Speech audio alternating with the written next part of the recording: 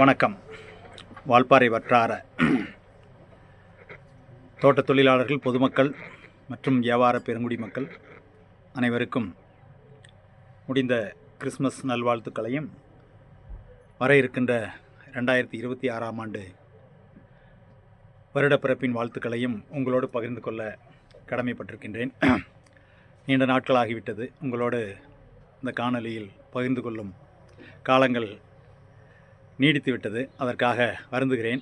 பல நண்பர்கள் என்னை தொடர்பு கொண்டு உங்களது வாழ்க்கை வரலாறுகள், சட்டப்படியான நிகழ்வுகளை நீங்கள் நீண்ட காலமாக தள்ளி போட்டு விட்டதாக தெரிவித்தார்கள். அதற்குண்டான சூழ்நிலைகள் அமையவில்லை. நிறைய சட்ட போராட்டங்கள் செய்ய வேண்டியதாகிவிட்டது. அது ஒரு பக்கம் இருக்கட்டும். இப்பொழுது முடி ஸ்ரீ சுப்பிரமணிய சுவாமி கோவில் வருகிற பிப்ரவரி 1ஆம் தேதி தைப்பூசம் திருவிழா வருகிறது. இந்த கோவிலின் ஒரு சில குறைபாடுகளை நான் அப்பொழுதிருந்தே சொல்லிக் கொண்டிருக்கிறேன். அது தொடர்பாக சென்னை நுங்கம்பாக்கத்தில் இருக்கின்ற மரியாதைக்குரிய முனைவர் திரு ராமச்சந்திரன், இந்திய ஆட்சிப்பணி கூடுதல் ஆணையர் நிர்வாகம், இந்து சமய அறநிலைத்துறை அவர்களிடம் முடி சுப்பிரமணிய சாமி கோவில் பற்றிய ஒரு சில நிலைப்பாடுகள், 74ஆம் ஆண்டு கும்பாபிஷேகம் செய்யும்போது இந்த ஊர் சீரும் சிறப்புமாக இருந்தது. இப்பொழுது ஒவ்வொரு ஆண்டுகளாக பின்தங்கி ஒரு 10 கடைகள் 20 கடைகள் இருக்கிற அளவுக்கு பின்தங்கி இருக்கின்றோம். இதற்கெல்லாம் ஆகம விதிப்படி எங்களது ஆலயம் அமையவில்லை. அதனால் ஒரு ஸ்தபதியை இந்த கோவிலுக்கு அனுப்பி ஆகம விதிகள் எங்கே குறைகள் நடந்திருக்கின்றது, நிறைகள் நடந்திருக்கின்றது, என்ன தவறுகள் என்பதையெல்லாம் எடுத்துரைத்து எங்களுக்கு ஒரு நல்ல வழிகாட்டுதலை காட்ட வேண்டும் என்ற அடிப்படையிலே அதை மனுவாக கொடுத்திருந்தேன். அவரும் இணை ஆணையாளர் கோயமுத்தூர் அவர்களுக்கு 5 தினங்களுக்குள்ளேயே அந்த கடிதத்தை அனுப்பி இதை உடனடியாக முடி சுப்பிரமணிய சாமி கோவிலுக்கு ஸ்தபதியை அனுப்பி அந்த அறக்கட்டளை நடத்துபவர்கள் விளம்பர பலகை வைக்கவும், கோவில் முறைப்படி நடத்தவும், திருவிழாக்கள் முறைப்படி நடத்தவும் நடவடிக்கை எடுக்க உத்தரவு செய்திருந்தார்கள்.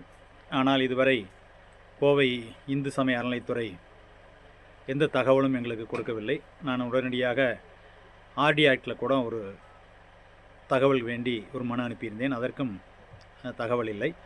இன்று முடிஸ் காவல் நிலையத்திலே வருகின்ற தைப்பூசம் திருவிழா நடத்துவதற்கு ஒளி அமைக்க அனுமதி தாருங்கள் என்று சென்ற பொழுது இளம் ஆய்வாளர் அவர்கள் வெளியூரில் இருக்கிறேன், வந்தவுடன் என்னவென்று பார்ப்போம் என்று கூறியிருக்கிறார்கள்.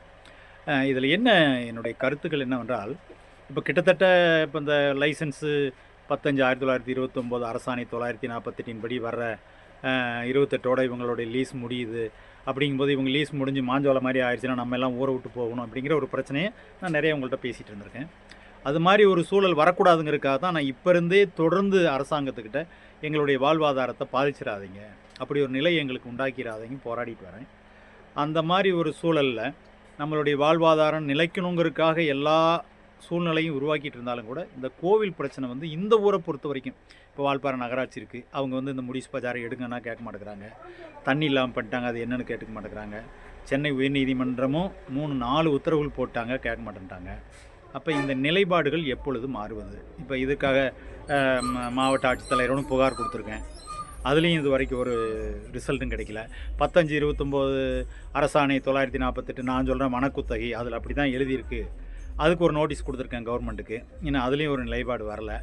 இப்போயும் இந்த என்டோன்மெண்ட் போர்டு கோயம்புத்தூர் நடவடிக்கை எடுக்கலைன்னா சென்னை உயர்நீதிமன்றத்தை நாடி எப்படியாவது ஒரு அனுமதியை வாங்கி ஒரு திருவிழா நம்மளால் முடிஞ்ச அளவுக்கு செய்யணும் அப்படிங்கிற ஒரு எண்ணத்தில் பயணிச்சிக்கிட்டு இருக்கிறேன். மேலும் சட்ட பிரச்சனைகளை பற்றி நான் அடுத்த வீடியோவில் உங்களை கண்டிப்பாக சந்திக்கிறேன். நன்றி, வணக்கம்.